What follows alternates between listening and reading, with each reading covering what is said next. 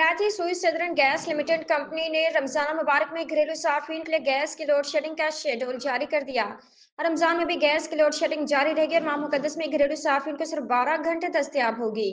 तर्जमान के मुताबिक यकम रमजान से सुबह 9 से दोपहर 3:30 बजे और रात 10 से 3 बजे तक गैस की फरहमी बंद रहेगी। औकातकार का तयन सहरी और अफ्तार में गैस फरहमी के लिए किया गया है। इस्लामाबाद अबू ज़बी के वलीअहद शहजादा शेख खालिद बिन मोहम्मद ज़ैद अल नहयान का कल पाकिस्तान पहुंच रहे हैं। दौरे के दौरान उन्हें निशान पाकिस्तान से नवाजा जाएगा। तफसीलात के मुताबिक पाकिस्तान मुत्तहदा अरब अमारात के ताल्लुकात में तेजी से बेहतरी आ रही है।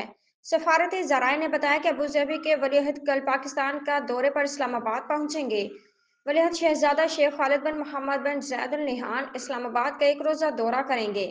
वो यूएई सदर शेख मोहम्मद बिन ज़ैद अल नहयान के बड़े साहबजादे हैं।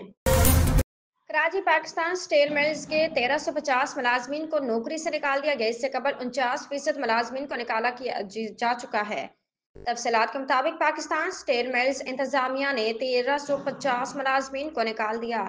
मुख्तलिफ महकमों IRPDN इलेक्ट्रीशियन और ड्राइवर को निकाला गया। निकाले गए मुलाजमीन को इंतजामिया की जानब से लेटर उनके घरों पर रवाना किए गए।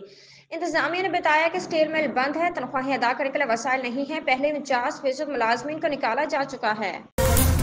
ICC चैंपियंस ट्रॉफी के सिलसिले में रावलपिंडी क्रिकेट स्टेडियम में आज पाकिस्तान और बांग्लादेश अपना आखिरी मैच खेलेंगे। रावलपिंडी और गर्दनवाह के इलाकों में वक्फे वक्फे से बारिश का सिलसिला जारी है। महकमे मौसमियात का कहना है कि आज दिन भर बारिश जारी रहने का इम्कान है। वाज़ेह है कि पाकिस्तान और बांग्लादेश सेमीफाइनल की दौड़ से बाहर हो चुके हैं। बांग्लादेश के असिस्टेंट कोच मोहम्मद सलाहुद्दीन का मैच से कबल कहना था कि बांग्लादेश ने चैंपियंस ट्रॉफी में अच्छा नहीं खेला, अब आखिरी मैच बेहतर खेलने की कोशिश करेंगे।